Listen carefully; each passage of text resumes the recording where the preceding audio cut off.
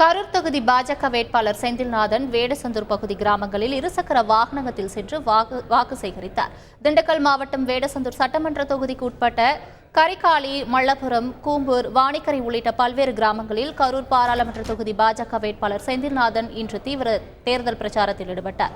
குறிப்பாக புதூர் பகுதி மக்களை சந்தித்து வாக்கு சேகரிப்பில் ஈடுபட்ட வேட்பாளர் செந்தில்நாதன் அங்கிருந்த இருசக்கர வாகனத்தின் மூலம் கிராம பகுதிகளுக்கு சென்று ஆதரவு திரட்டினார். மேலும் பாஜக ஆட்சியில் கொண்டுவரப்பட்ட நலத்திட்டங்கள் குறித்த துண்டு அறிக்கைகளை விநியோகித்து வாக்கு சேகரித்தார்.